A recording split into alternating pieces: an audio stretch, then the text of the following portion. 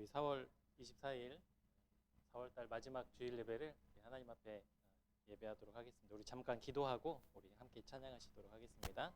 사랑의 하나님 감사합니다. 지난 4월 한 달 동안 우리에게 베풀어 주신 하나님의 셀 수 없고 헤아릴 수 없는 그 큰 사랑과 은혜를 묵상하며 감사하며 우리가 예배의 자리로 나아갑니다. 하나님, 우리에게 그냥 돌려보내지 마시고 하늘에 준비하신 예비하신 하나님의 놀라운 은혜와 축복을 받아 세상에서 믿음으로 승리하는 우리 모두가 되도록 이 예배 가운데 함께하여 주옵소서. 우리의 온 마음과 정성과 뜻을 다해 하나님을 노래하며 겸손하게 주님의 말씀을 우리 마음에 새길 때 그 말씀이 우리에게 능력이 될 줄로 믿습니다. 오늘 우리에게 말씀하신 하나님께 집중하여 귀 기울이는 이 예배가 되도록 함께하여 주옵소서. 예수 그리스도의 이름으로 기도합니다. 아멘. 우리 다 함께 박수 치면서 슬픈 마음 있는 사람 함께 찬양하도록 하겠습니다.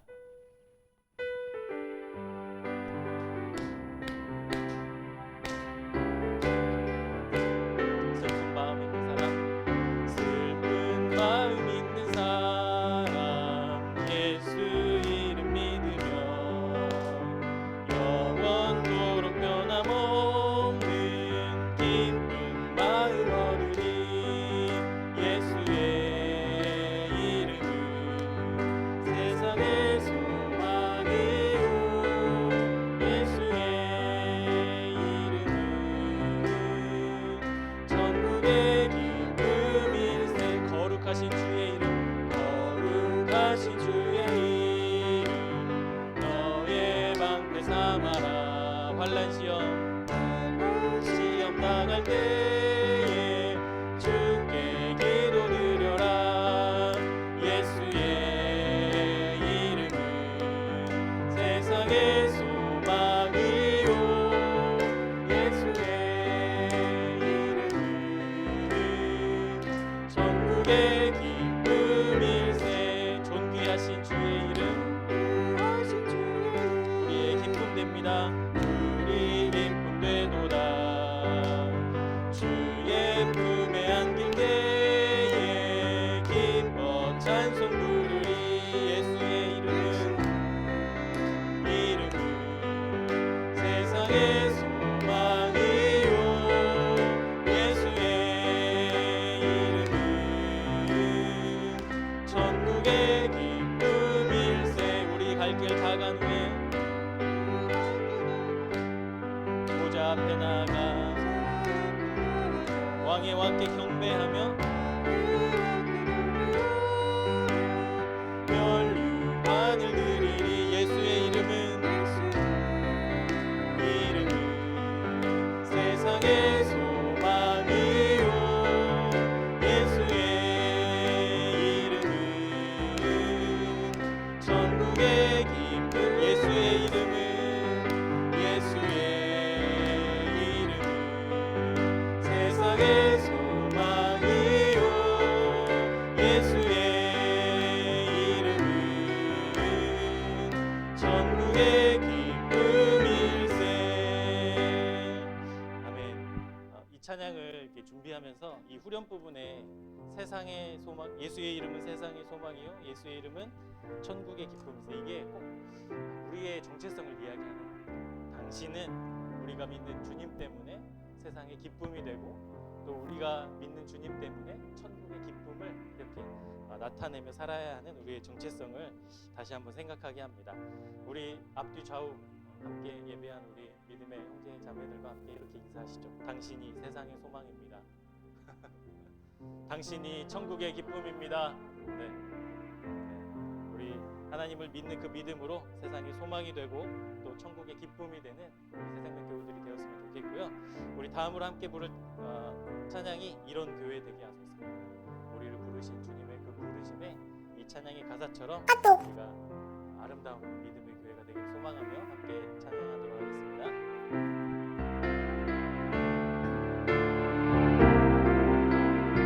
진정한 예배가 숨쉬는 교회, 진정한 예배가 숨쉬는 교회, 주님이 주인 되시는 교회,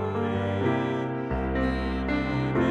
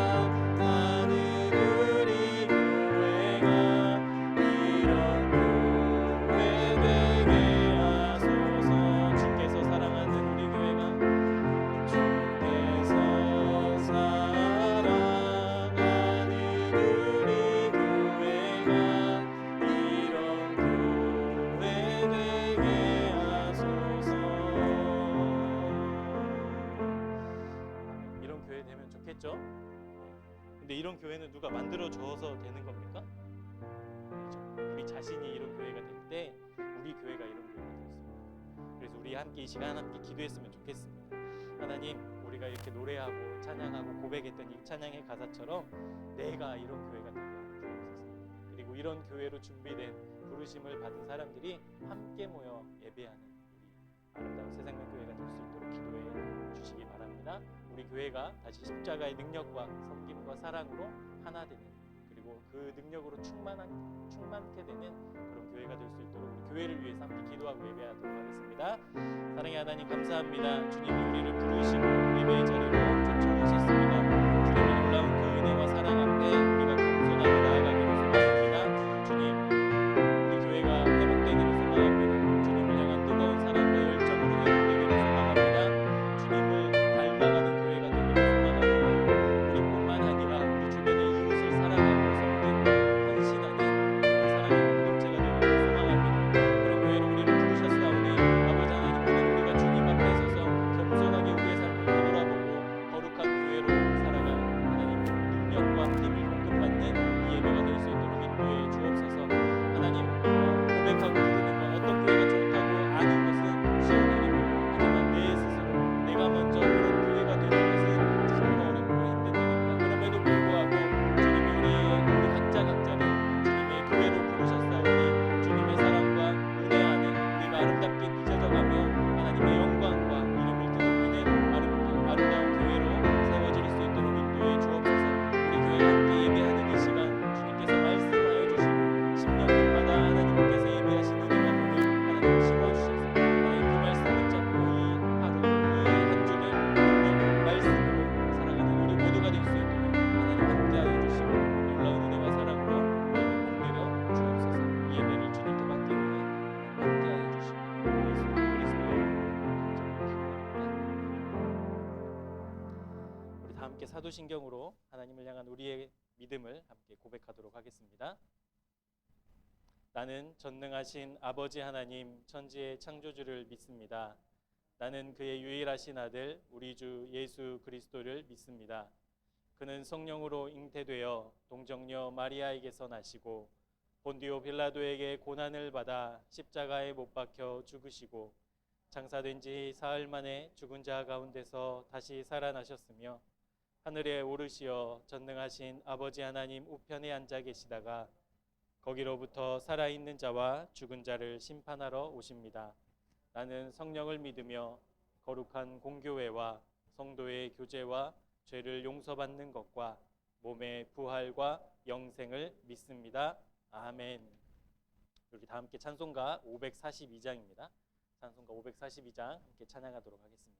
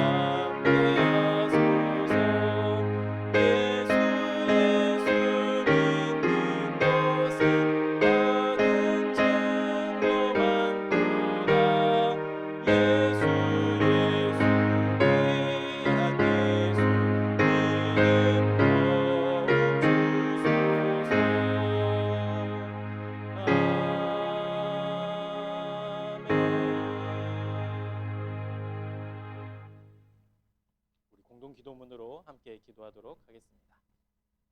온 세상을 구원하시기 위해 자신을 아낌없이 십자가에서 내어주신 주님의 사랑에 감사와 찬양을 올려드립니다.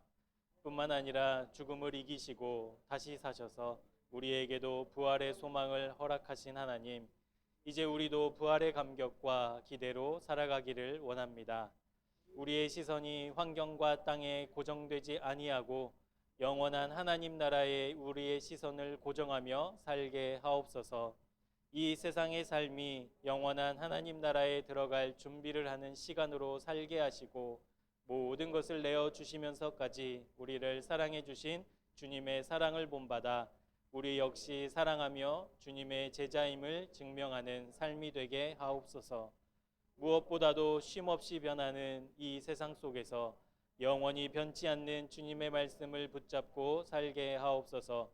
주님의 말씀은 내 발의 등이요 내 길의 빛이 되시오니 겸손히 말씀의 인도함을 받는 우리 모두가 되게 하옵소서. 특별히 오늘 우리 교회를 통해 주시는 말씀에 귀 기울여 마음에 새기길 원합니다. 주시는 말씀에 순종하기 원합니다. 하나님을 향한 믿음이 멈춰서지 않게 하옵소서. 하나님을 향한 열정을 다시 회복하게 하시고 겸손하고 정직하게 주님의 말씀에 비추어 자신을 돌아보게 하옵소서. 신앙이 그저 교회 생활로 끝나지 말게 하시고 우리 삶의 모든 영역에서 주님을 닮아가며 하나님의 영광을 나타내는 도구로 살아가는 우리 모두가 되게 하여 주옵소서. 한국 교회를 위해 기도합니다. 주님이 세우시고 놀라운 부흥을 경험했던 이 땅의 교회가 다시 십자가의 은혜와 능력을 회복하는 교회가 되게 하옵소서. 물질과 명예와 성공의 노예가 되지 말게 하시고 오직 주님만 높이는 거룩한 도구로 쓰임받게 하옵소서. 우리 교회의 머리 되시는 주님, 우리 교회에 베푸신 지난 6년 동안의 은혜와 사랑은 다 헤아릴 수도 기록할 수도 없을 정도입니다. 주님의 그 은혜와 사랑을 받은 우리가 주님을 향한 믿음이 정체되지 아니하고 안주하지 아니하고 하나님을 향한 열심을 더욱 품는 교회로 응답하게 하옵소서. 어제보다 오늘이 하나님을 더욱 사랑하는 교우들이 되게 하옵소서. 그렇게 건강한 교회로 새 생명을 품는 교회로 세워 주옵소서. 예수 그리스도의 이름으로 기도합니다. 아멘. 네, 오늘 우리에게 주시는 하나님의 말씀은요, 사도행전 8장 9절에서 24절까지 말씀입니다. 신약 200쪽에 있는데요, 사도행전 8장 9절부터 24절까지 말씀입니다.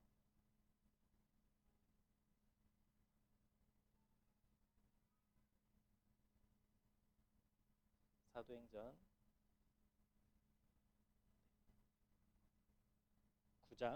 8장 9절부터 24절까지 말씀을 우리 제가 한 절, 여러분들이 한 절, 그리고 마지막 절을 우리 합독하도록 하겠습니다. 그 성에 시몬이라 하는 사람이 전부터 있어 마술을 행하여 사마리아 백성을 놀라게 하며 자칭 큰 자라 하니,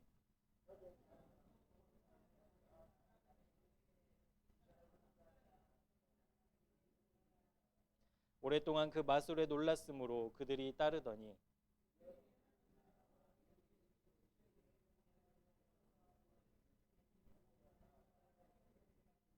시몬도 믿고 세례를 받은 후에 전심으로 빌립을 따라다니며 그 나타나는 표적과 큰 능력을 보고 놀라니라.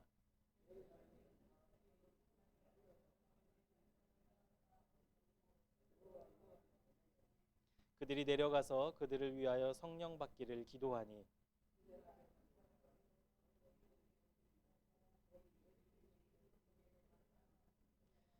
이에 두 사도가 그들에게 안수하며 성령을 받는지라. 이르되 이 권능을 내게도 주어 누구든지 내가 안수하는 사람은 성령을 받게 하여 주소서 하니,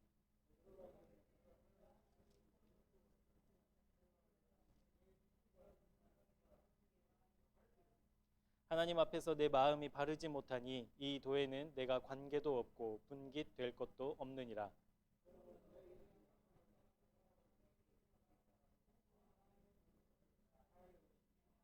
내가 보니 너는 악독이 가득하며 불의에 매인 바 되었도다. 시몬이 대답하여 이르되 나를 위하여 주께 기도하여 말한 것이 하나도 내게 임하지 않게 하소서 하니라. 아멘. 네, 사도행전 8장 9절부터 24절까지의 말씀을 가지고 우리 신앙 멈추지 않기라는 제목으로 하나님의 말씀을 함께 나누도록 하겠습니다. 여러분 1999년 PPT를 넘겨야 되는데 안 넘어가네. 커서만 좀 옮겨주시면 돼요. 1999년도에 한 시사 프로그램에서 한 사건이 이렇게 세상에 조명이 되었습니다. 신의 이야기라는 거였는데요. 신혜라는 아이에 관한 이야기가 이제 한 시사 프로그램에 등장을 했습니다. 신혜라는 아이가 당시 이제 9살이었는데 이 신혜라는 아이가 앓고 있는 질병이 웰름즈 종양이라는, 그러니까 몸속에 종양이 이렇게 자라고 있는 소아암이었어요.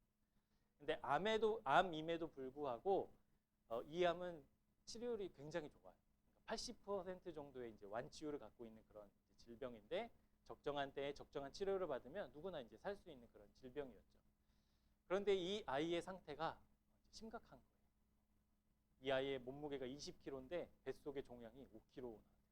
그러니까 사진에는 잘 안 보이시겠지만 배가 막 이렇게 불러가지고 임산부처럼 불러가지고 종양이 막 이렇게 크고 있었던 거죠. 이유가 무엇이냐면 왜 이렇게 애가 방치됐냐면 엄마 아빠가 집에서 치료하겠다고 병원에 보내지 않은 거예요. 혹시 기억하시는 분들이 있을지도 모르겠습니다. 병원에 가서 치료받으면 살 수 있는데 부모님이 병원에 안 보내는 거예요. 치료될 수 있다고 믿고 있는 거예요. 왜냐하면 이 부모님이 그때 하나님을 믿고 있었거든요. 어떻게 하나님을 믿고 뭐 은혜를 경험했는지는 모르겠으나 이 부모님의 믿음은, 신앙은 우리 아이가 하나님께 전심으로 기도하면 하나님이 능력의 손으로 이 아이의 종양에 친히 안수하시고 이 종양이 떨어질 것이다. 이렇게 믿은 거예요. 진짜로 믿었을까요? 그냥 믿는 척 했을까요? 진짜로 믿었어요. 그러니까 얘를 병원에 안 보낸 거예요. 그래서 집에서 계속 방치되는 거예요. 그래서 이 방송에 이렇게 내용 중에 이 아이가 너무 아파서 이제 막 울부짖고 엄마한테 막 하소연을 하는 거예요. 나도 나가서 놀고 싶은데, 친구들하고 뛰어놀고 싶은데 이게 뭐냐고. 9살짜리가 내 인생이 이게 뭐냐고. 그러니까 엄마가 옆에서 야, 다 하나님이 뜻이 있어서 그렇지. 그러니까 나한테 원망하지 말고 하나님한테 원망. 하나님 다 받아주시고 하나님한테 더 울부짖고 기도해. 뭐 이런 내용이 이제 막 나오는 방송에. 그러니까 이 아이가 막 또 울부짖다가 엄마한테 이제 물어보는 거죠. 엄마, 나 언제 나올 수 있어? 그러니까 엄마가 하늘을 탁 쳐다보면서 글쎄, 올해 안에는 되겠지. 엄마가 그러고 있는 거예요. 애는 막 죽어가는데. 올해 안에는 되겠지. 나는 그렇게 믿는다. 이런. 그래서 이제 상태가 너무 안 좋으니까 이제 방송국 사람들하고 뭐 사회복지단체에서 막 이제 설득을 해가지고 아이를 병원에 데리고 가는데 얼마 안 있어 엄마 아빠가 강제 퇴원을 하게 돼요. 그리고 이제 집에서 죽음을 맞이하게 되죠.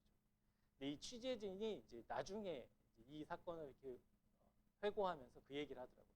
아이가 세상에 대한 애정, 믿음 이것을 다 놓아버렸대요. 아무도 믿지 않았대요.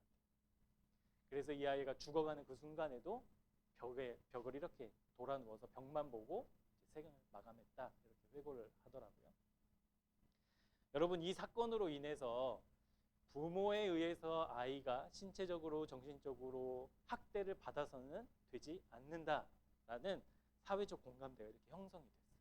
그래서 아이를 보호하고 아무리 부모라고 해도 아이를 함부로 대할 수 없는 아동복지법이 이제 이렇게 막 손봐지고 만들어지기 시작한 거죠. 근데 여러분, 지금 생각해보면 부모가 자식이라고 아무리 하더라도 부모 마음대로 해서 돼요, 안 돼요? 안 되죠. 지금은 상식이죠. 근데 그때에는 부모가 보내면 보내는 거고, 아무리 병원에 있어도 부모가 퇴원을 원하면 퇴원하는 거예요. 그러니까 그런 시대였어요. 근데 이 사건을 통해서 부모가 항상 옳은 게 아니지. 부모가 잘못될 수도 있지. 그러니까 법적인 제도를 마련해서 아이를 보호해야지라는 이 제도가 만들어지고 법이 만들어지고 사회 공감대가 형성이 된 거예요. 여러분, 지금 우리가 살고 있는 대한민국은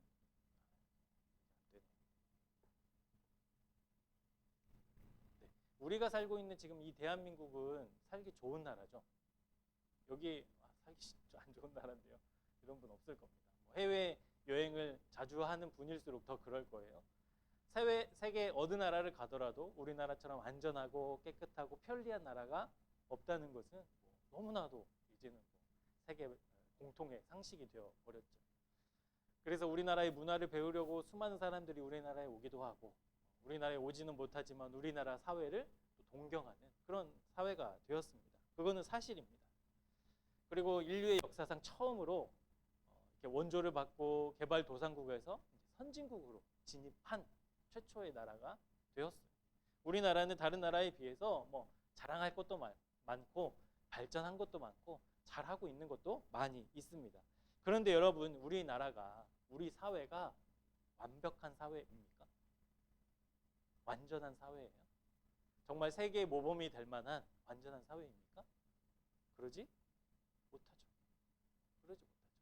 잘한 것들은 많이 있지만 여전히 우리 사회에는 허점도 많고, 여전히 우리 사회에는 구멍도 많고, 그리고 개혁되어야 되고 무너뜨려야 될 기득권도 많고 잘못된 상식들도 많고, 우리나라가 살기는 좋아졌다 하더라도 완전하지는 않아요. 그래서 여러분, 살기 좋은 나라, 천국에 비하면 불완전하지만 살기 좋은 나라를 만들어가는 선진국들, 소위 선진국들의 행태는 뭐냐면 더 좋은 사회로 나아가기 위해서 끊임없이 발전된다라는 거예요. 발전된다. 더 좋은 나라로 만들기 위해서 나라를 바꿔가고 시스템을 바꿔가고 법을 바꿔가면서 더 좋은 나라를 조금씩 그렇게 만들어가는 거예요.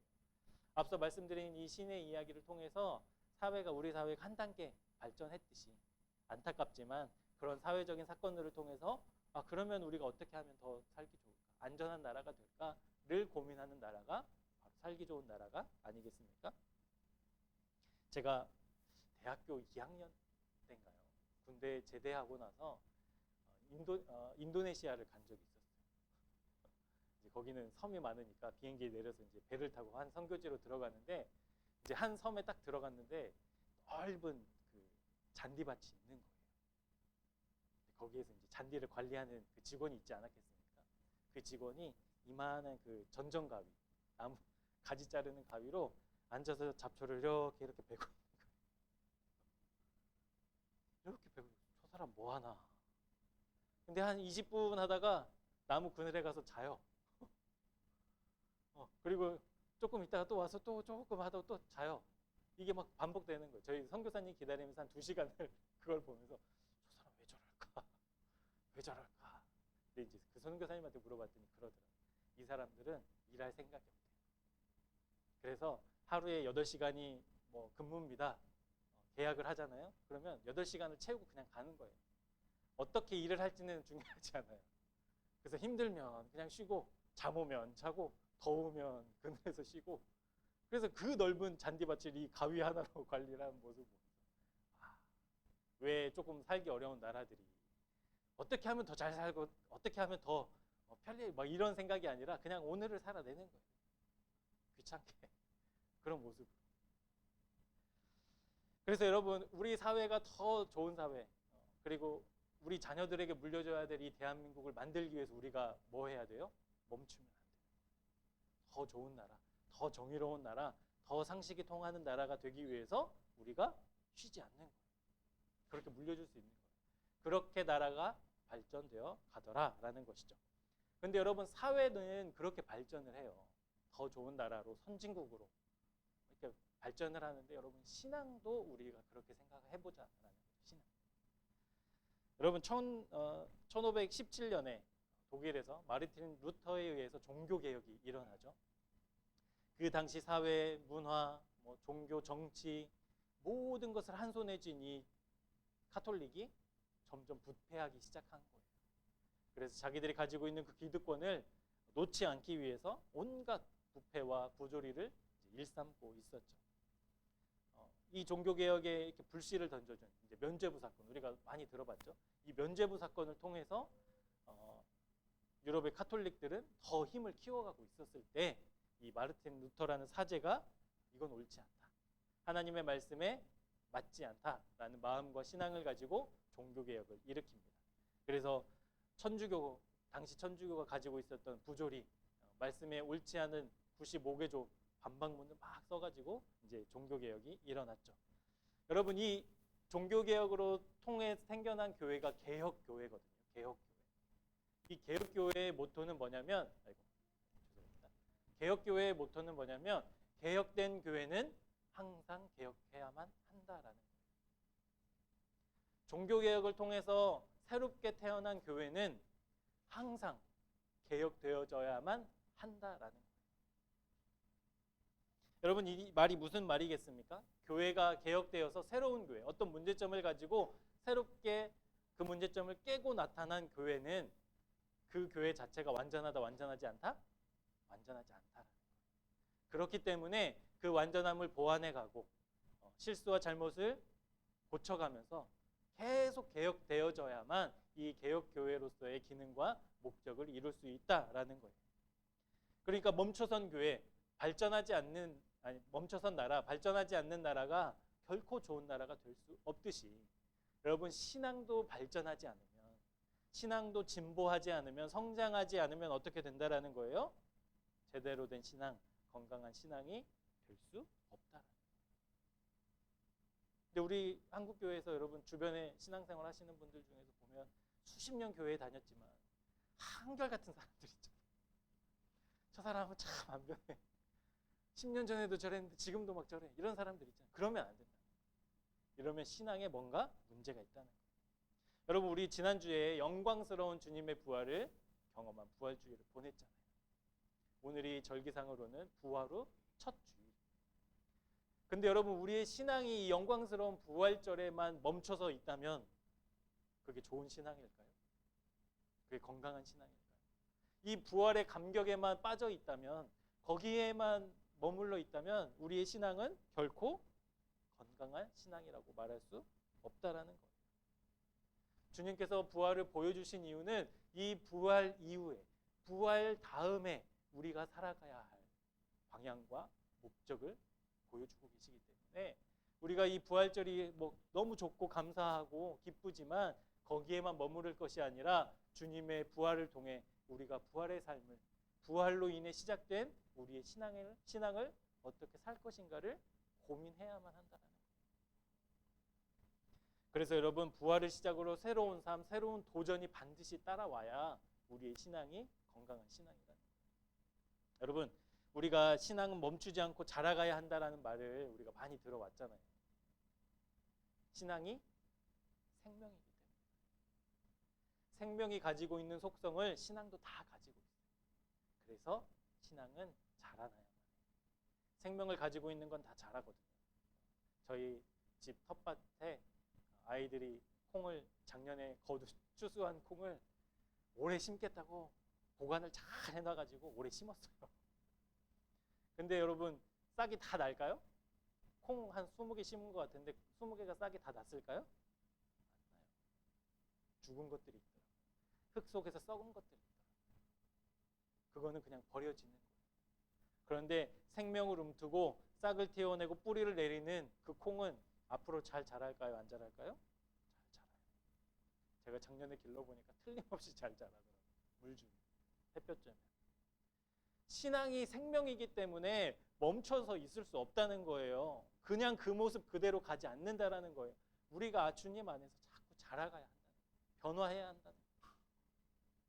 조금씩이지만 천천히지만 그럼에도 불구하고 전진하는 신앙, 그것이 건강한 신앙, 그것이 신앙이라는 거예요. 여러분, 우리 몸이 자라지 않으면 어떻게 됩니까? 장애가 오겠죠. 장애가 옵니다. 그래서 살아가는데 불편함을 겪을 수밖에 없습니다. 신앙이 자라지 않으면 신앙에도 장애가 생겨요. 할 수 없는 일들이 생기고요. 하지 못하는 일들이 생기고요.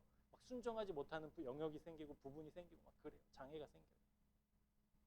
오늘 우리에게 주시는 말씀을 통해서 부활 후 첫 주일을 맞는 우리가 이제 앞으로 우리의 믿음을 어떻게 관리하며 우리의 믿음을 어떻게 성장시키며 주님 보시기에 주님이 원하시는 모습으로 어떻게 변화해 나갈 것인지를 함께 소망하고 도전받는 시간이 되기를 축복합니다. 여러분, 초대교회의 첫 순교자는 누구일까요? 스데반 집사님. 스데반 집사님이 돌에 맞아 첫 순교를 하는데 거기에 누가 있었어요? 청년 사울. 주님을 만나고 사도 바울로 바뀐 그 사울이 딱 서 있었어요. 그러니까 하나님을 믿고 그렇게 능력의 삶을 살던 사람들이 돌에 맞아 죽게 되니까 유대인들 입장에서는 아무 일도 일어나지 않네? 예수 뭐 아무것도 아니네. 하나님 아무것도 아니네. 뭐 이렇게 된 거예요. 그래서 이 예수 믿는 이 종자들 싹 다 뿌리를 뽑아버려야지. 그 마음을 가지고 이제 유대교는 그리스도인들을 핍박하는데 이제 앞장서기 시작합니다. 그래서 굉장한 핍박들이 막 일어나게 돼요. 그런데 여러분, 핍박을 하면 할수록 좀 조용히 하고 좀 수그려야 되는데 그리스도인들이 어떻게 합니까? 오늘 말씀에도 나와 있지만 복음이 점점점 퍼져나가게 됩니다. 여기에서 복음을 못 전한다. 다른 곳에서 복음을 전한다. 예수 그리스도를 전하는 거예요. 그래서 핍박해서 없애려고 했는데 복음이 전 세계로 점점점 확장되어가는 아이러니한 상황 속에 있었습니다. 이때 핍박을 받던 초대교회 7 집사님 중 한 명인 빌립이 이제 예루살렘이 아닌 사마리아 성에 가서 복음을 전하는 그 배경이 이제 오늘 우리가 읽은 말씀의 배경입니다. 자, 이제 빌립이 사마리아 성에서 복음을 전했는데 이 복음을 전하며 있었던 일이 이제 오늘 우리가 읽은 본문인데요. 우리가 읽은 본문을 통해서 우리의 신앙이 멈춰서면 안 된다고 했잖아요. 첫 번째로 우리가 생각해 볼 문제는 첫 번째로 생각해 볼 문제는 우리의 신앙이 전진하지 못하게 하는 가장 큰 장애물은 뭐냐면 자기만족. 그것을 두 글자로 교만이라고 얘기하죠. 이 교만에 빠지면요, 신앙은 성장하지 않아요. 신앙은 발전하지 않아요. 하나님을 향한 사랑은 더 커지지 않아요. 왜 그런지 우리 말씀을 좀 보도록 하겠습니다. 여러분, 이 자기만족에 빠지면 사람은 그 다음 단계가 뭐로 될까요? 교만으로 나아가게 되고요. 이 교만은 무엇으로까지 가게 되냐면 자기가 하나님의 자리까지 올라가게 돼요.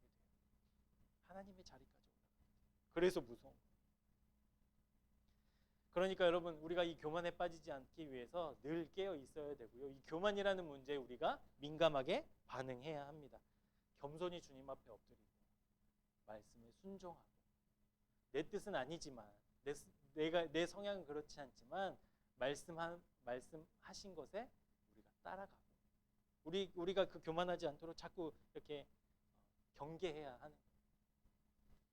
빌립이 전한 이 사마리아 성에는 아주 유명한 한 사람이 있었습니다. 그 사람이 누구였냐면 시몬이라는 사람이었어요. 우리 본문 9절과 10절 말씀을 같이 보시도록 하겠습니다. 같이 읽겠습니다.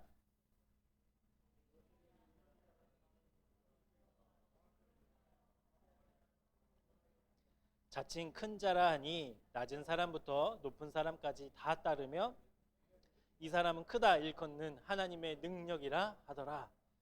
이 시몬이라는 마술사는 자칭 큰 자, 하나님의 놀라운 능력이 나타나는 사람이라는 별명을 갖고 있었던 사람이었어요. 여러분, 이런 사람들의 환호성을 들을 때 시몬이 교만하기 쉬웠을까요? 겸손하기 쉬웠을까요? 교만하기 쉬웠겠죠. 물론 그렇습니다. 그런데 제가 말씀을 보면서 하나님, 저는 자칭 큰 자라는 소리를 들어본 적도 없고 하나님의 놀라운 능력이 나타나는 사람입니다라는 말씀도 들어본 적이 없어서 저는 좀 괜찮지 않나요? 저는 교만과는 좀 멀지 않나요? 라는 생각이 잠깐 들더라고요. 그런데 아니죠. 여러분, 교만해본 적이 없으세요? 아니죠. 우리는 언제나 교만하죠. 언제나 교만해요. 우리가 신앙생활을 하면서 쉽게 빠지는 그 자기만족과 교만이 어떤 식으로 우리가 표현되냐면 할 만큼 했다. 이게 교만인 거예요. 할 만큼 했다. 내가 이만큼 예배드리면 할 만큼 했다. 내가 이만큼 헌금하고 이만큼 기도했으면 충분하다라는 마음이 우리 마음에 싹 스쳐 지나갈 때가 있어요. 여러분 이 마음이 싹 스쳐 지나갈 때 이제 어떻게 우리의 마음이 반응하는 줄 아세요? 할 만큼 하고 내가 예배 드릴 만큼 드렸고 기도할 만큼 했고 헌신할 만큼 했다라는 순간 우리가는 하나님께 어떤 마음이 드냐면 이제부터 하나님을 원망할 준비를 하는 거예요. 하나님 나 이만큼 예배했는데 이게 뭡니까? 하나님 내가 기도할 만큼 했는데 이게 뭐예요? 아무것도 변하지 않았잖아요. 내가 이만큼 헌신하고 이만큼 헌금했는데 왜 내 삶은 더 핍박해져? 그러니까 누가 문제인 거예요 이제? 교만은 하나님이 문제인 것으로 만들어요. 나는 문제가 없고 정당한데 하나님이 잘못하고 하나님이 실수하고 하나님 때문에 내 정당함이 깨어진다라고 말도 안 되는 생각을 하게 되는 것이 교만이에요. 그러니까 교만은 하나님보다 내가 딱 앞서가게 되는 아주 무서운 죄라는 것이죠. 그래서 그리스의 신학자 그레고리우스는 영적 교만을 뭐라고 표현했냐면 화살이라고 표현했어요. 여러분 화살이 어디로 날아오는지 우리 알아요? 몰라요? 화살을 맞고 어디서 왔어? 찾으면 알 수 있어요? 없어요? 화살을 안 맞아봐서 모르겠으나 화살을 맞으면 맞은 데 신경 쓰느라 어디에서 날아오는지 우리가 모르잖아요. 그러니까 이 그레고리우스는 영적 교만이 화살과 같다. 언제 어디에서 날아오는지 몰라요. 우리는 그 교만에 언제나 노출되어 있어요. 이 교만의 특징이 있는데요. 이 교만을 경계해야 하는 이유가 세 가지가 있는데 첫 번째는 교만은 자기를 속이는 특징이 있어요. 자기를 속이는 특징. 우리 누가복음 18장에 보면 바리새인과 세리의 기도가 나와요. 이 바리새인은 어디에서 기도합니까? 길 어귀에 서서 많은 사람들이 지나가는 곳에 두 손을 높이 들며 소리를 지르며 기도하죠. 하나님, 나는 저 세리와 같지 않음을 감사합니다. 저는 누구를 속여 빼앗은 일도 없고요. 11조도 철저하게 했고요. 저는 정직하게 살았습니다. 그러니 저는 저 세리와 같지 않아서 감사합니다. 이렇게 기도하는 거예요. 근데 여러분 진짜로 바리새인이 그렇게 살았어요? 진짜 하나님께 감사할 만큼 자랑할 만큼 그런 믿음과 신앙을 갖고 있었어요? 아니죠. 자기는 그렇게 말하면서 자기 스스로를 그렇게 속이고 있는 거예요. 속이는 거예요. 자기를 속이는 거예요. 나는 불법을 저지르지 않았습니다. 나는 속이지 않았습니다. 나는 의로운 사람입니다. 라고 자기를 속이고 있는 거예요. 그의 교만의 특징이에요. 내가 할 만큼 했지 않아요. 이게 자기를 속이고 있는 거예요. 내가 기도할 만큼 했잖아요. 속고 있는 겁니다. 이 교만의 두 번째 특징은요. 공동체를 파괴하는 특징이 있어요. 여러분 교만한 사람이랑 대화해 보신 적 있으세요? 그 사람이 자기 말에 수긍해 주던가요? 내 말에 동의해 주던가요? 그렇지 않죠. 여러분 교만한 사람은요. 무슨 조언을 해도 듣지 않아요. 문제가 문제로 여기지 않아요. 여러분 우리 교회에 그런 분이 있다고 한번 생각해 봅시다. 목사님 오늘 설교가 왜 그래요? 이 말씀은 이렇게 해석하면 안 되는 거 아니에요? 아니 그것은 이렇게 되는 겁니다. 아 제가 부족해서 그렇습니다가 아니라 아니죠. 이거는 이렇게 해석해야죠. 이렇게 말씀을 전하셔야죠. 라고 한다면 제가 힘들까요? 안 힘들까요? 네? 제가 그날 눈물을 흘리며 기도할까요? 안 할까요? 교만한 사람이 어떤 모임에 공동체에 있으면요. 깨지게 파괴돼요. 그 교만을 꺾지 않는 이상. 꺾으면 더 단단한 공동체가 되겠지만 꺾지 않으면 공동체가 다 와해되고 무너져요. 왜냐하면 이 교만이라는 것이 하나님보다 앞서 있다고 했잖아요. 아까. 그러니까 다른 사람들은 다 자기 뒤에 있는 거예요. 그런 사람들과 어떻게 함께 짐을 지고 이 십자가를 지고 함께 신앙생활을 할 수 있겠어요? 공동체가 깨지는 거예요. 마지막으로 교만의 특징은요. 끝까지 살아남기 때문에 우리가 경계해야 돼요. 끝까지 살아남기 때문에. 그래서 믿음의 선조들은 이 교만이라는 죄를 어떻게 정의했냐면 모든 죄의 뿌리라고 정의 내렸어요. 모든 죄의 뿌리. 모든 죄의 뿌리라는 이 정의에는 여러 가지 의미가 있는데요. 뿌리는 여러분 보여요? 안 보여요? 땅속에 깊이 뿌리 내리고 있기 때문에 안 보여요. 이 교만이라는 것은 우리 마음속 깊은 곳에 자리 잡고 있어요. 그래서 이 뿌리에서 영양분을 공급받아서 이제 줄기도 나오고 꽃도 피고 열매를 맺지 않겠습니까? 그런데 오늘 설교를 듣고 교만을 물리쳐야지. 교만이라는 줄기와 열매를 착 잘라버려. 교만을 정복했어. 교만은 이제 없어. 했는데 뭐가 있어요? 뿌리가 있어요. 또 슬금슬금 올라오는 거예요. 그래서 완전히 이 뿌리를 뽑아내지 않는 이상 교만은 우리가 이겨낼 수 없어요. 그래서 교만이 모든 죄의 뿌리라고 이야기하고 있는 겁니다. 여러분, 하나님이 교만을 좋아하실까요? 싫어하실까요? 당연히 싫어하시죠. 제가 몇 가지 말씀을 조금 찾아왔는데 잠언 16장 18절입니다. 우리가 잘 알고 있는 말씀. 교만은 패망의 선봉이요 거만한 마음은 넘어짐의 앞잡이다. 시편 18편 27편 27절 주께서 곤고한 백성은 구원하시고 교만한 눈은 낮추신다. 야고보서 4장 10절입니다. 주 앞에서 낮추라 그리하면 주께서 너희를 높이시리라. 신명기 8장 4절 내 마음이 교만하여 내 하나님 여호와를 잊어버릴까 한다. 여러분, 한평생을 목회하면서 어떤 목사님이 이제 은퇴식을 딱 맞이하게 되셨어요. 이 목사님을 통해서 예수님을 믿게 된 사람들도 있고 거듭난 사람들도 있고 정말 신앙뿐만 아니라 삶의 멘토로 여기는 수많은 사람들이 이제 축하하러 그 자리에 모이지 않았겠습니까? 여러분, 한평생을 목회를 하고 은퇴하는 그 자리 조금 화려해도 되지 않아요? 안 돼요? 여러분, 저희 은퇴할 때 초라하게 해줄 거예요? 좀 꽃도 좀 갖다 놓고 좀 화려해도 되잖아요. 조금 축하하고 요란해도 되잖아요. 그런데 이 목사님의 은퇴식은 딱 이 말씀으로 끝났어요. 누가복음 17장 9절에서 10절 말씀입니다. 명한 대로 하였다고 종에게 감사하겠느냐? 이와 같이 너희도 명령받은 것을 다 행한 후에 이르기를 우리는 무익한 종이라. 우리가 하여야 할 일을 한 것뿐이라 할지니라. 감사합니다 하고 내려가시고 사람들이 다 그리고 은퇴식이 끝났어요. 여러분, 그러면 막 어디 진경총회장도 오시고 노회장도 오시고 유명한 사람들 와서 특송도 하고 그래야 되잖아요. 명한 대로 하였다고 종에게 감사하겠느냐?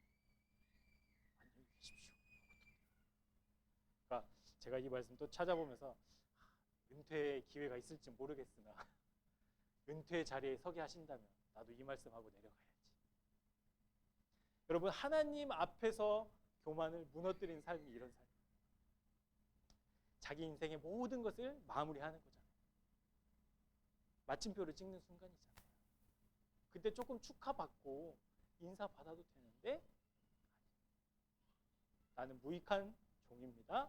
선포할 수 있는 게 이 교만을 이겨낸 믿음의 사람의 모습이라는 것이죠.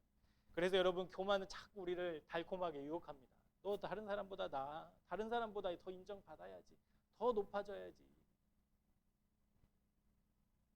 그런데 우리는 어떤 존재입니까? 솔직히 우리는 하나님 앞에 어떤 사람들입니까? 우리 욥기 25장 말씀 우리 함께 보도록 하겠습니다. 제가 읽어드릴게요. 수아 사람 빌닷이 대답하여 이르되 하나님은 주권과 위엄을 가지셨고 높은 곳에서 화평을 베푸시느니라. 그의 군대를 어찌 계수할 수 있으랴? 그가 비추는 광명을 받지 않는 자가 누구냐? 그런즉 하나님 앞에서 사람이 어찌 의롭다 하며 여자에게서 난 자가 어찌 깨끗하다 하랴. 보라, 그의 눈에는 달이라도 빛을 발하지 못하고 별도 빛나지 못하거든. 하물며 구더기 같은 사람, 벌레 같은 인생이야. 하나님 앞에 우리는 어떤 존재라는 거예요? 구더기 같다. 벌레 같다. 그게 여러분 솔직한 고백이에요. 우리의 상태예요. 사랑하는 여러분, 우리가 세상 사람들이 자칭 큰 자라고 자칭 큰 자가 되라고 우리를 막 추앙하고 높일 때에도 그런 사람이 되라고 막 뒤에서 부추길 때라도 우리가 하나님 앞에 벌레 같고 구더기 같다고 인정합시다. 그게 교만을 물리치는 거예요. 교만에 우리가 그렇게 넘어서는 거예요. 그래야만, 이 교만이 그렇게 넘어가야만, 우리가 그 교만을 그렇게 극복해야만 어떤 사람이 되느냐? 전진하는 신앙이 될 수 있다. 이 교만의 문제를 해결하지 않으면 우리는 한 발자국 앞으로 갈 수 없어요. 우리가 이 교만을 물리치고 충성스럽게 쓰임받는 하나님 백성이 다 되시길 주님의 이름으로 축복합니다. 그래야만 하늘의 상급이 있는 거예요. 이 땅에서 뭐 좋은 차 타고 좋은 집 살고 뭐 그래서 누가 상 줍니까? 아니. 하늘의 상급을 바라보고 사는 사람들이 있잖아요. 하늘의 상급이 있는 우리 새생명교회가 다 됩시다.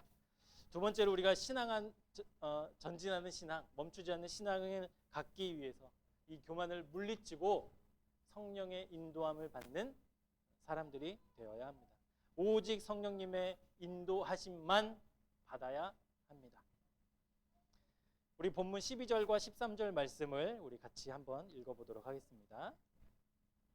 빌립이 하나님 나라와 및 예수 그리스도의 이름에 관하여 전도함을 그들이 믿고 남녀가 다 세례를 받으니 시몬도 믿고 세례를 받은 후에 전심으로 빌립을 따라다니며 그 나타나는 표적과 큰 능력을 보고 놀라니라.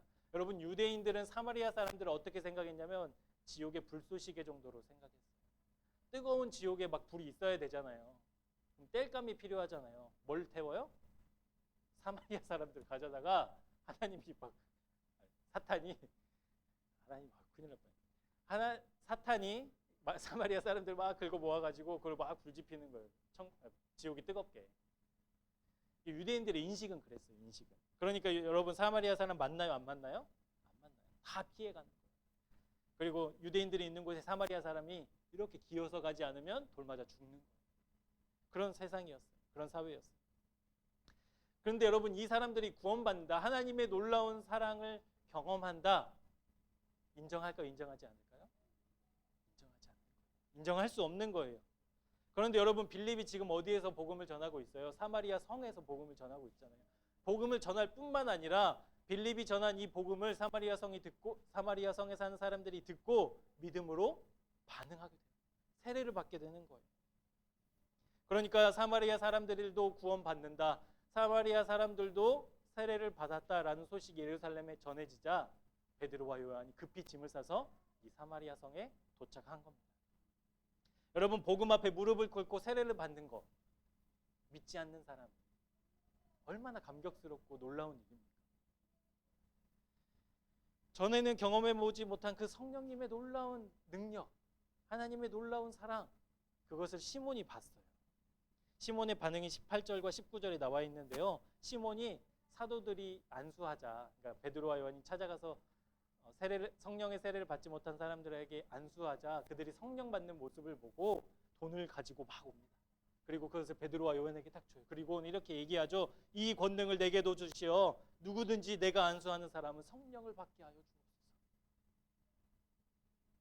그러니까 시몬이 봤을 때는 자기가 마술로 해서 사람들이 놀라고 막 뒤집어지고 이것보다 성령님이 임재하시고 그 사람이 변화되는 모습이 더 황홀한 거예요. 그러니까 그 능력을 갖고 싶었던 거예요. 성령님의 능력과 내가 가지고 마술의 기술을 합치면 나는 자칭 큰 자가 아니라 진짜 큰 자가 될 수 있겠다. 이 마음. 여러분, 말씀해 보면 빌립을 시몬이 전심으로 따랐다, 이런 말씀이 기록되어 있죠. 전심으로 따랐다라는 헬라 원문을 제가 찾아보니까요, 어떤 뜻이 있냐면 고집스럽게 버티다, 자기의 용기를 보여주다라는 뜻이 있어요. 그러니까 빌립이 정말 새로운 사람이 되어서 거듭난 사람이 되어서 시몬이 거듭난 사람이 되어서 빌립을 따라다닌 게 아니에요. 고집스럽게 자기가 원하는 것을 빌립을 통해서 얻어내고 싶었던 거예요. 그렇게 그 마음으로 빌립을 따랐던 거예요. 그러니까 자기의 그 욕망을 채우기 위해서 빌립이 준 세례에서는 발견할 수 없었던 베드로와 요한이 안수하여 세례를 받는 그 모습을 보고 가지고 있는 돈을 챙겨온 거예요. 그 능력을 받고 싶었어요. 그러니까 빌립은 뭐에 인도함을 받는 사람이었어요? 성공과 명예와 높아짐에 인도함을 받는 사람이었어요. 그런데 반면에 시몬과는 달리 베드로와 요한은 누구의 인도함을 받았을까요? 성령님의 인도함을 받는 사람이었어요. 앞서 유대인과 사마리아 사람들의 관계에 대해서 알려드렸잖아요. 상종하지 않아요. 베드로와 요한은 어렸을 때부터 무엇을 듣고 자랐을까요? 저 사마리아 놈들 다 지옥의 불쏘시개, 이런 거 듣고 자랐을 거 아니에요. 근데 하나님을 만났어도 주님의 제자가 되었어도 그 아픔은 남아있지 않겠어요? 쓴뿌리는. 그런데 사마리아 사람들도 구원을 받는다라는 소식에 짐 싸들고 간 거예요. 사마리아 성으로 간 거예요. 접촉하면 부정해진다는 것을 알고 그 관습이 남아있는 사도들도 그럼에도 불구하고 사마리아 사람들에게 안수만 했을까요? 이 사람들이 성령 받고 거듭나는 모습을 통해 얼싸안지 않았을까요? 함께 손잡고 뜀뛰며 노래하지 않았을까요? 성령의 인도함을 받았기 때문에 그게 가능했어요. 우리 본문 15절과 17절에 보면 그들이 내려가서 그들을 위하여 성령 받기를 기도했고 한 사람에게도 성령 내리신 일이 없고 예수의 이름으로만 세례를 받았는데 이 사도가 안수하자 성령님이 임하신 거예요. 그래서 혐오하는 사람들임에도 불구하고 물론 그런 마음이 없었겠지만 자기가 자라온 그 습성이라는 게 있잖아요. 버릇이라는 게 있잖아요. 괜히 찝찝하고 막 그럼에도 불구하고 성령의 인도하심을 받고 안수하고 세례를 준 거예요. 인간의 관습을 뛰어넘는 이 행동은 자기의 생각과 판단을 따르지 아니하고 누구의 인도함을 받는다? 성령의 인도함을 받는다. 그런 삶을 살고 있었기 때문에 가능한 일이었습니다. 여러분, 성령의 인도함을 받는다. 우리에게는 어떤 의미가 있을까요? 성령의 인도함을 받는 삶을 무엇이라고 정의할 수 있을까요? 말씀을 따르는 삶. 말씀을 믿는 삶. 아니, 말씀만 믿는 삶을 우리 성령을 따르는 삶으로 정의할 수 있습니다. 왜냐하면 말씀이 이 성령님의 도구이기 때문에 우리는 말씀만 믿는 사람이 성령을 따르는 삶이다라고 정의할 수 있겠습니다. 그런데 여러분, 정말 여러분 하나님 말씀 믿으세요? 기록된 하나님의 말씀을 신뢰하세요? 신뢰하세요? 하지 않으세요? 신뢰하세요? 하지 않으세요? 진짜입니까? 정말 신뢰해요? 아멘! 정말이냐? 우리 아브라함의 모습을 통해서 왜 우리는 하나님의 말씀을 그렇게 신뢰하지 못하는가? 왜 하나님의 말씀을 그렇게 믿지 못하는가? 좀 살펴보고 넘어가려고 합니다. 첫 번째 이유는요.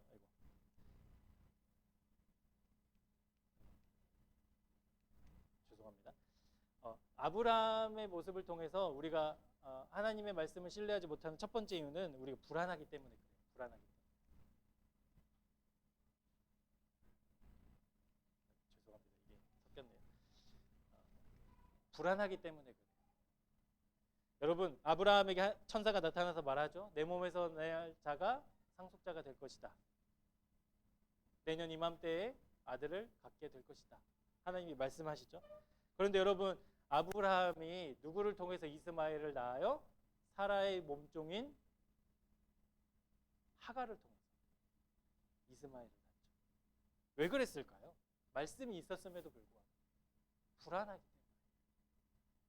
사라와 아브라함은 지금 어떤 상태예요? 늙은 상태. 아이를 낳을 수 없는 상태예요. 그게 상식이었어요. 그러니까 불안해진 거예요. 하나님의 말씀이 있었지만 있는 건 알아. 내가 분명히 들어서. 그런데 내 상황은 아이를 낳을 수 없는 상황인 거예요. 그러니까 불안해진 거예요. 불안해지는 이유는 상식적이지 않기 때문에. 상식적이어야 한다는 말은 내 생각으로 이해되어야 한다는 거예요. 하나님의 말씀에 우리가 순종하지 못하는 이유, 그 말씀을 진짜 믿지 못하는 이유, 내가 납득이 안 된다. 내가 납득이 안 된다는 이유로 하나님의 말씀이 틀렸다고 말하는 거예요. 그래서 우리는 하나님의 말씀을 그렇게 믿지 않아요. 납득이 되어야만 믿겠는데요. 이렇게 조건을 달죠. 그러니까 불안해지는 거예요. 설명이 안 되니까. 두 번째는 내가 선택한 답이 있어요. 우리가 말씀을 믿지 못하는 이유, 정말 믿지 못하는 이유는 내가 답을 이미 마련해 놨어요.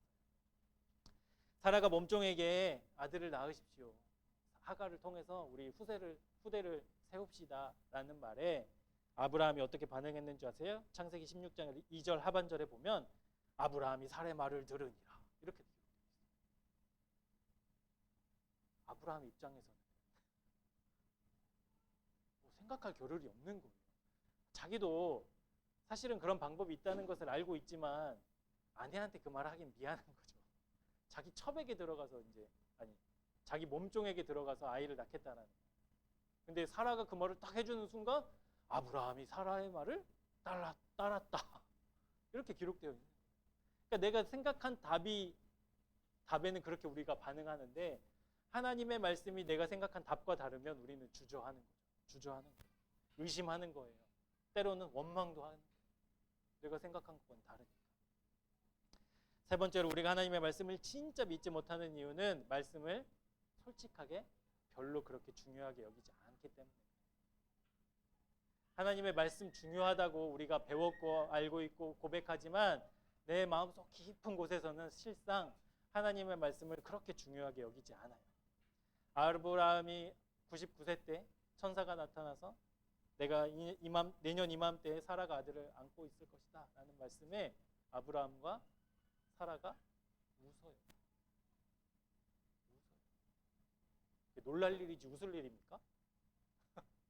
여러분 생각해 보세요. 99세 된 아브라함이 아들을 갖게 된다. 이건 놀랄 일이지 웃을 일은 아니잖아요. 웃고 있는 거예요. 우리들 마음속 깊은 곳에 하나님이 뭐라고 말씀하시든 콧방귀 끼고 있는 거예요. 사랑하는 새생명교회 교우 여러분, 우리 말씀을 믿어야 합니다. 우리의 의지로는 되는 건 아니지만 정말 하나님 앞에 우리가 하나님 이 말씀 주신 말씀 믿게 해달라고 발버둥 쳐요. 그리고 하나님의 말씀이다. 내가 말씀을 읽다가 하나님이 나에게 주신 말씀이다라고 한다면 정말 그 말씀 신뢰했으면 좋겠어요. 그래야만 우리 믿음이 한 단계 더 나아가요. 그 말씀 의지하고 우리가 한 발 내디뎌야 우리가 성장하지 않겠습니까? 그래서 말씀을 믿읍시다. 말씀만 믿읍시다. 기록된 하나님의 말씀만 신뢰하시면 돼요. 진짜 그렇게만 살면 우리는 더 성장하는 신앙인이 될 수 있어요. 그래서 우리가 성령의 인도함을 받는다라는 것은 말씀을 믿는다는 것이고 이 말씀을 믿을 때에 진짜 말씀 앞에 우리가 순전히 순종할 때 이 교만을 물리칠 수 있게 되는 것이죠. 여러분 말씀을 아는 것을 넘어서 하나님의 말씀에 순종하는 삶으로까지 나아가는 그렇게 한 단계 더 전진하는 새생명 교우들이 되시길 주님의 이름으로 축복합니다. 마지막으로 우리가 함께 살펴볼 것은 성장을 위해서 이제 무엇이 필요하냐? 회개와 기도가 필요하다라는 거예요. 여러분 베드로와 요한에게 안수받은 이 사마리아 성 사람들은 성령님의 임재를 받고 새로운 사람으로 거듭나게 되었습니다. 이 거듭남의 역사를 본 시몬은 돈을 들여서라도 그 능력을 내가 갖고 싶었던 모습을 보여줬죠. 그러자 베드로가 뭐라고 합니까? 20절 말씀에 베드로가 이르되 내가 하나님의 선물을 돈 주고 살 줄로 생각하였으니 내 은과 내가 함께 망할지어다. 여러분 베드로가 안수해서 성령님을 받았잖아요. 놀라운 능력이 지금 누구를 통해 나타난 거예요? 베드로를 통해 나타난 거예요. 그러니까 시몬의 입장에서는 베드로가 누구와 같았을까요? 하나님과 같았어요. 그러니까 베드로가 시몬을 콕 집어 너와 네가 가진 은과 네가 함께 망할 거야. 망할지어다 했을 때 그럴 수도 있죠였을까요? 아니면 진짜 망하는 거였을까요? 진짜 망하게 된 거예요. 시몬의 입장에서는 이제 큰일 난 거예요. 진짜 망하게 된 거예요. 그러니까 얼마나 두렵고 얼마나 떨렸겠어요. 세상의 모든 소망을 잃은 시몬은 산속 깊은 곳에 나아가 스스로의 삶을 회개한 목숨을 끊었습니다. 성경에 이렇게 기록되어 있어요. 베드로가 너 정말 망할 거야 이렇게 선포하고 뭐라고 말하고 있어요? 22절에 너의 이 악함을 빨간 글씨 한번 읽어보도록 하겠습니다. 시작. 회개하고 주께 기도하라. 회개하고 기도하라. 여러분 이게 하나님이 우리에게 베푸신 얼마나 놀라운 은혜인지 몰라요. 시몬이 정말 회개하고 기도했는지는 나오진 않아요. 근데 저는 쉽진 않았을 것 같아요. 근데 여러분 정말 시몬이 회개하고 기도했으면 시몬은 어떤 사람으로 살았을까요? 자칭 큰 자가 아니라 주님을 위한 헌신자로 살았어요. 100%예요. 여러분, 내 은과 내가 함께 망할지어다. 이 무서운 선포는요, 꼭 우리에게 하고 있는 것 같습니다. 여러분, 우리가 시몬과 다릅니까? 시몬의 그 믿음과 우리의 믿음이 달라요? 아니. 하나님이라는 그 능력을 우리도 종종 이용할 때 있잖아요. 내 필요를 위해서, 내 만족을 위해서 주님의 이름을 우리가 팔 때도 있잖아요. 시몬처럼 그렇게 돈 주고 사는 것으로 여길 때도 있잖아요. 내 삶의 이유와 목적이 아니라 내 환경을 지키기 위한 어떤 그냥 울타리 정도로만 주님 여길 때 우리 있잖아요. 솔직히. 그렇다면 우리가 누구예요? 시몬이에요. 우리는 시몬이니까 어떻게 되는 거예요? 네가 가지고 있는 은, 그것과 네가 함께 어떻게 되는 거예요? 망하게 되는 거예요. 망할 수밖에 없는 거예요. 그런데 여기에서 구원받는 길이 있다는 거죠. 회개와 기도. 여기서 돌이킬 수 있는 회개와 기도. 우리의 삶을 돌아보고 하나님 앞에 우리 자신을 정직하게 내어드리고 비춰보고 우리가 회개와 기도를 할 때 우리가 한 발자국 더 나아갈 수 있습니다. 우리가 무지해서 하나님의 말씀과 사랑을 오해할 때 있을 수 있어요. 내가 필요한 말씀, 나에게 유익한 말씀, 내가 좋아하는 말씀만 사랑할 수 있어요. 그럴 수 있다고요. 그런데 여기에만 머무르면 안 된다. 더 이상은 안 됩니다. 거기에만 머물러 있다면 우리는 시몬처럼 망하게 되는 인생을 살 수밖에 없어요. 우리의 끝은 거기. 그러니까 시몬의 상태에서 우리 전진해야 되지 않겠습니까? 한 발자국 더 나아가야 되지 않겠습니까? 그저 우리가 회개를 이야기할 때, 회개 기도를 이야기할 때 내가 하나님 앞에 또 사람들의 앞에 지은 죄를 그냥 고백하는 정도로만 회개 기도라고 생각했다면 오늘 우리가 함께 볼 말씀을 통해 우리의 회개와 진짜 하나님이 원하시는 회개가 어떠한 차이점이 있는가를 좀 살펴보셨으면 좋겠습니다. 우리 지난주 목요일 큐티였는데요. 에스라 10장 1절부터 4절까지 말씀입니다. 우리 함께 읽어보도록 하겠습니다. 에스라가 하나님의 성전 앞에서 엎드려 울며 기도하여 죄를 자복할 때에 많은 백성이 크게 통곡하며 이스라엘 중에서 백성의 남녀와 어린아이의 큰 무리가 그 앞에 모인지라. 엘람 자손 중 여이엘의 아들 스가냐가 에스라에게 이르되 우리가 우리 하나님께 범죄하여 이 땅 이방 여자를 맞이하여 아내로 삼았으나 이스라엘에게 아직도 소망이 있나니 내 주의 교훈을 따르며 우리 하나님의 명령을 떨며 준행하는 자의 가르침을 따라 이 모든 아내와 그들의 소생을 다 내보내기로 우리 하나님과 언약을 세우고 율법대로 행할 것이라. 이는 당신이 주장한 일이니 일어나소서 우리가 도우리니 힘써 행하소서 하니라. 하나님의 약속과 말씀을 어기고 이스라엘 백성이 지금 이방 여인을 데려다가 결혼한 거예요. 가정을 꾸리고 아이를 낳은 거예요. 하나님 보시기에 그것은 불순종의 죄였어요. 그래서 에스라를 통해서 회개하라라는 말씀을 하나님 전하셨어요. 그 말씀을 듣고 이스라엘 백성이 어떻게 합니까? 이방 땅에서 데려온 아내와 그의 소생들을 다 돌려보내기로 해요. 가정을 깨뜨리기로 한 거예요. 여러분, 아내는 내가 선택했으니까 그럴 수 있다고 칩시다. 그 자식은 얘는 무슨 죄가 있어요? 아무것도 모르고 태어나 봤더니 아빠는 이스라엘 사람이고 엄마는 이방인이고 아무 잘못이 없는데 그의 소생까지도 다 되고. 여러분, 좀 너무하지 않아요? 너무하지 않아요? 좀 냉정하지 않아요? 하나님 좀 무서운 분인 것 같지 않아요? 그런데 하나님이 원하시는 회개는요, 하나님 저 잘못했어요, 용서해 주세요, 감사합니다, 이게 아니에요. 우리의 삶을 되돌리는 거예요. 여러분, 떠나가는 그 자식과 아내의 뒷모습을 보면서 이 사람들은 뭐 했을까요? 마음 아프지 않았을까요? 괴롭지 않았을까요? 사랑해서 내가 선택했는데. 근데 되돌려 보내야 돼요. 그런데 하나님은 이 죄에서 돌이키는 회개를 그렇게 정의하고 계시다고요. 저 잘못했어요, 죄송합니다, 다시는 그러지 않을게요. 이것도 물론 중요하지만 이것으로만 끝나는 회개는요, 하나님이 원하시는 회개가 아니에요. 거기로부터 돌아서는 거예요. 돌려보내는 거예요. 하나님이 하시지 말라고 했으니까 미안하지만 죄송하지만 돌려보내는 거예요. 떠나보내는 거예요. 여러분, 우리의 회개와 이스라엘 백성의 회개가 무슨 차이가 있습니까? 어떤 차이가 있어요? 우리 회개 너무 쉽게 생각한 거 아니에요? 너무 가볍게 여긴 거 아니에요? 하나님께 그냥 쭉 던져놓고 용서하든 말든 그건 하나님 책임이고 나는 이제 깨끗해라고 여기지 않았어요? 회개 기도가 그런 식이었지 않았어요?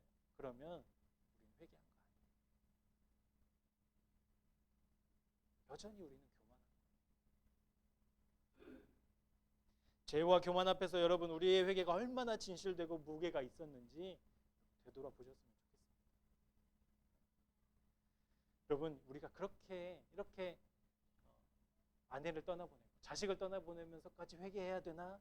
근데 그렇게 진정한 회개를 한 사람들은요, 진정한 회복을 하나님 경험하게 하세요. 우리가 죄에서 돌이키잖아요.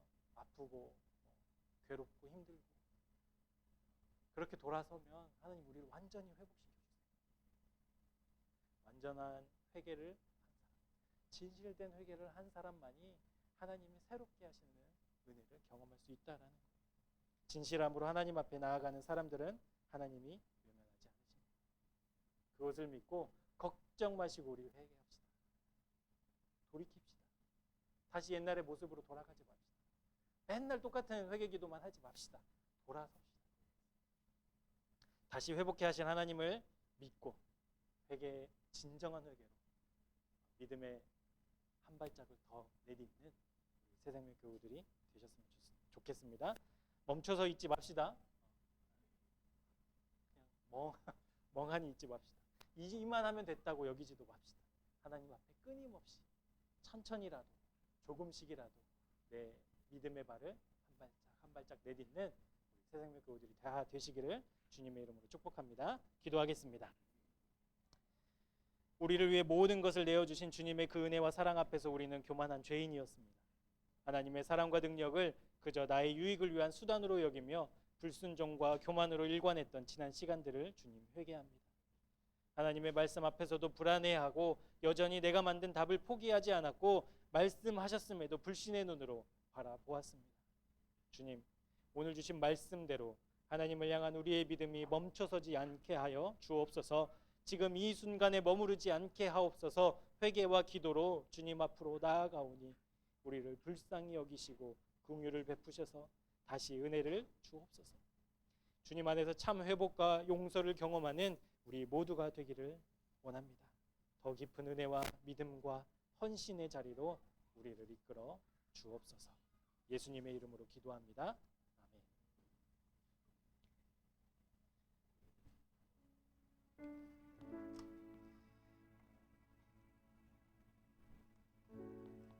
사랑하는 여러분, 하나님 우리를 용서하셨습니다. 이미. 그래서 하나님은 우리를 용서하셨기 때문에 우리가 그 용서함을 받은 사람들의 삶의 모습을 우리에게 요구하고 계세요. 그 말씀들이 성경에 기록되어 있지 않습니까? 우리가 그런 사람으로 살아가기를 소망하고 그 비전으로 우리 살아갔으면 좋겠습니다. 우리가 용서받은 그 주님의 보혈을 의지하고 정말 주님께 영광 돌리는 우리의 삶이 될 수 있도록, 우리 모든 인생이 하나님께 영광 돌리는 인생이 될 수 있도록 믿음과 마음을 담아 함께 찬양하도록 하겠습니다.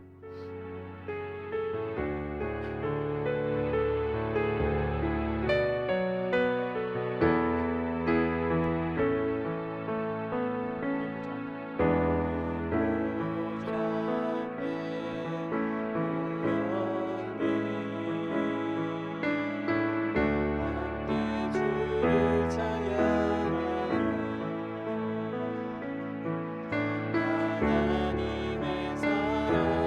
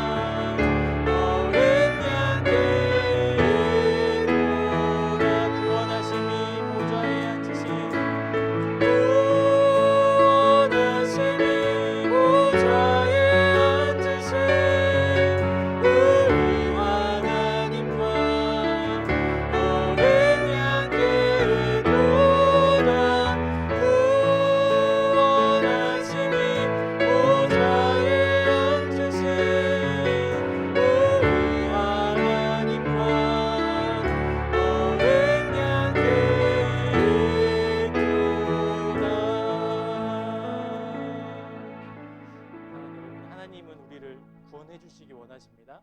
겸손히 나아가는 자, 그 말씀을 신뢰하고 회개하며 나아가는 자, 하나님이 포기하지 않으세요. 절대 놓지 않으세요. 이미 하나님은 우리를 구원해 주셨습니다. 그러니 우리가 주님께 충성함으로 나아갔으면 좋겠어요. 주님이 보여주신 그 생명의 길로 모두 함께 걸어가는 새생명 교우들이 되었으면 좋겠습니다. 우리 함께 찬양으로 고백할 때 그런 결단으로 나아갔으면 좋겠습니다. 주님의 길로 걷겠습니다. 하나님의 말씀에 철저하게 순종하며 하나님 나아가겠습니다. 나의 발걸음을 축복해 주옵소서. 함께 믿음을 담아 마음을 담아 고백하도록 하겠습니다. 주가 보이신 생명의 길, 주가 보이신 생명의 길, 나 주님과 함께 성한 마음을 들이며 주님 앞에 나가네. 위로움이 되신 주 이름 예수, 내 길이 되신 이름 예수,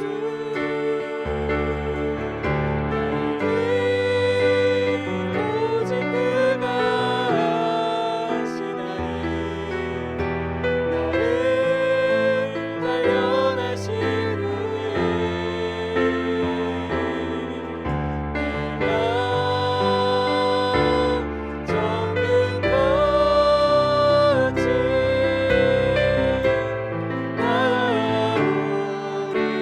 나오리라.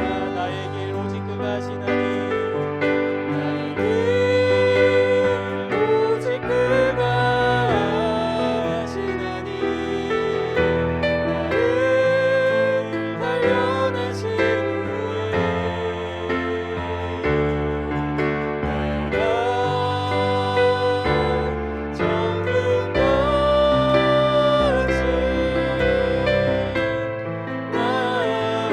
나오리. 다시 고백할까요? 나의 길 오직 그가 하시나니 나의 길 오직 그가 하시나니 나를 단련하신 후에 내가 정금 같이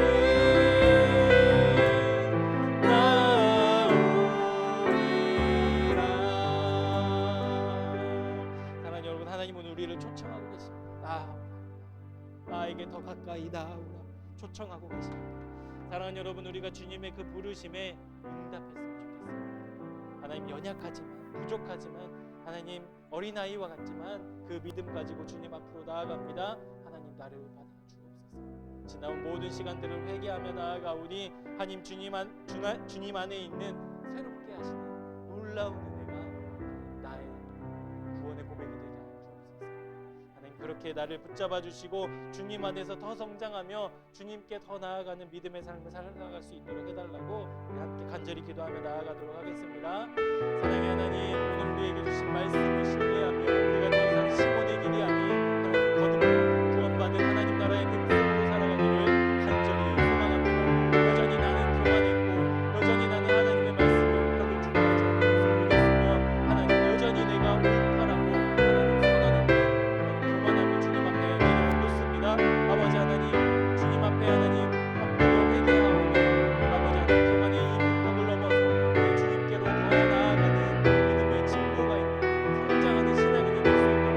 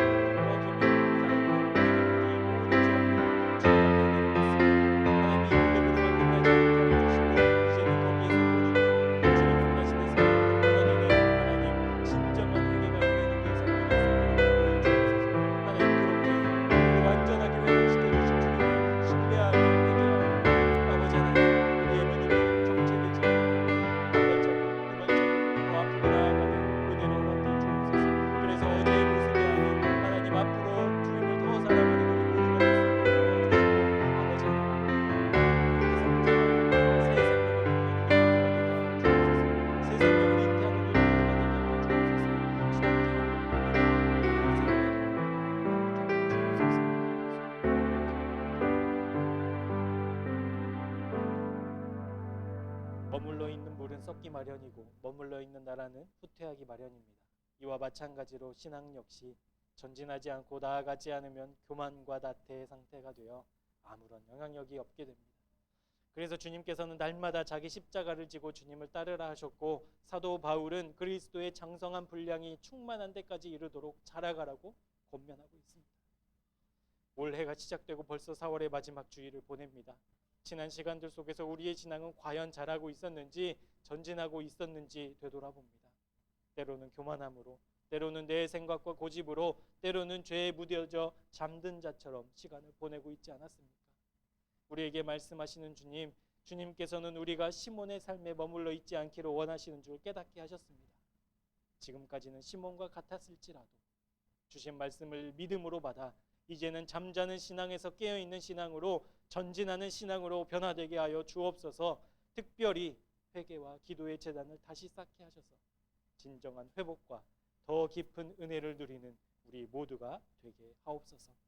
주님께 드리는 예물에 더 깊은 감사와 더 깊은 사랑을 담아 드리게 하여 주옵소서. 우리에게 베푸신 모든 것들에 더욱 감사하는 삶이 되게 하여 주옵소서. 주님께서 먹이시고 베풀어 주시는 은혜에 만족하고 다른 사람들과 비교하는 세상의 눈을 내려놓게 하옵소서. 이 예물을 통해 하나님 나라가 확장되게 하시고 주님께 드리는 감격과 기쁨을 경험하게 하옵소서. 우리의 먹고 마시고 입을 것을 아시는 주님, 물질을 주님보다 먼저 앞세우지 않게 하시고 모든 필요를 아시는 주님께 믿음으로 반응하는 우리 모두가 되게 하옵소서. 우리를 죄에서 단번에 건져내어 주신 예수 그리스도의 은혜와 그 아들을 통해 죄의 사슬을 끊고 영원한 생명으로 인도하신 하나님 아버지의 극진하신 사랑하심과 언제나 동일한 말씀과 능력으로 일하시는 성령님의 감화 감동 역사하심이 오늘 주시는 말씀에 믿음으로 아멘하는 순종의 사람들마다 지난 시간들을 회개하며 새 마음과 결단으로 전진하는 신앙의 삶을 살기로 다짐하는 우리 모두 위에, 우리 교회와 자녀들 위에 지금부터 영원토록 함께 하옵시기를 간절히 축원하옵나이다. 아멘.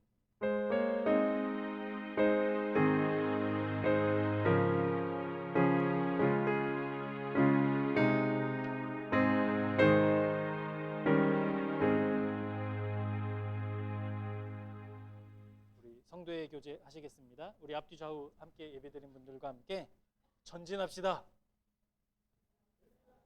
멈추지 맙시다. 네. 그렇게 전진하는 우리 신앙인들이 되시기를 주님의 이름으로 축복합니다. 우리 교회 소식 알려드리겠습니다. 오늘 4월 마지막 주일이죠. 새로운 마음과 또 기대로 5월을 맞이하는 우리 새생명교회 되시기를 주님의 이름으로 축복합니다. 다음 주일에는요, 우리 지난주에 말씀드렸지만 세봄맞이 전교인 사진 촬영이 있을 예정입니다. 비가 오면 취소되고 비가 오지 않으면 사진 촬영을 할 텐데, 또 가족은 가족대로 또 개인은 개인대로 여러분 일찍 일어나셔서 단장하고 오세요. 저 뭐 화장 안 했어 이러시면 안 됩니다. 그래도 그냥 찍어서 홈페이지에다 그러니까 이렇게 또 우리 그 시간에 저희가 좀 다과를 준비할 거예요. 그래서 옥상에서 차도 마시고 또 간단한 다과 하시면서 또 믿음의 교제 하시면서 사진 촬영할 거니까 우리 전 교인이 옥상으로 소풍 간다 생각하시고 준비해서 오시기 바랍니다. 우리 교회 재정 운영에 대한 안내를 좀 드리도록 하겠습니다. 우리 교회에서 건축 헌금을 계속 모으고 있잖아요. 그런데 이게 입출금 통장이라 뭐 예금 이자가 뭐 0.0%예요. 그래서 저희가 한 달에 한 번씩 회계 정리할 때마다 이걸 어떻게 해야 되나. 주님이 주신 거 그냥 땅에 묻어놓는 느낌인 것 같아서 목사님이랑 이렇게 회의하다가 우리가 뭐라고 하죠 그것을? 예금을 해놓은 거죠. 그래서 조금 이렇게 이자가 조금 있는 예금으로 저희 교회 통장에 있는 돈을 이렇게 7천만 원을 맞춰가지고 예금을 이렇게 넣어놓고 이렇게 적립을 계속 하고 있습니다. 그래서 그렇게 이동되었다는 거 여러분에게 알려드리고 건축헌금은 건축헌금 그 계좌로 여전히 똑같이 해주시면 되겠습니다. 궁금하신 거 없으시죠? 뭐 이렇게 수건 한 장 안 주더라고요. 예전에는 막 가입하면 뭐 그런 거 줬던 것 같은데 안녕히 가세요. 네 이러고 왔는데 7천만 원인데 근데 그리고 다음 주일은 어린이 주일입니다. 어린이 주일인데 여러분 총회에서 올해 작년 21년도에 헌법이 개정이 됐는데 원래는 유아 세례와 성인 세례만 있었는데 어린이 세례가 생겼어요. 그래서 저희 둘째가 유아 세례를 못 받았는데 다음 주일날 어린이 주일을 맞이해서 우리 소유가 어린이 세례를 받겠습니다. 위에서 기도해 주셨으면 좋겠습니다. 그리고 다음 주일날은 예배가 끝나고 이 본당을 어린이들을 위한 공간으로 좀 사용하려고 합니다. 그래서 여러분들 개인 물건 혹시 두시면 저희가 정리하면서 좀 잊어버릴 수도 있으니까 예배 끝나시고 개인 물건 잘 챙기셔서 옥상으로 이렇게 올라가시면 되겠습니다. 네, 또 한 주 동안 더 전진하는 우리 신앙인들 되시기를 주님 여러분 축복하면서 예배 마치도록 하겠습니다. 그런데 한 발자국 더 나아가서 4월 암송 구절 우리 함께 말씀 보도록 하겠습니다. 시작. 하나님은 사람이 아니시니 거짓말을 하지 않으시고 인생이 아니시니 후회가 없으시도다. 어찌 그 말씀하신 바를 행하지 않으시며 하신 말씀을 실행하지 않으시랴. 민수기 23장 19절 말씀. 아멘. 이 말씀만 믿으면 되겠죠? 네. 어떤 상황 속에서도 이 말씀 붙잡고 살아갑시다. 예배를 마치도록 하겠습니다.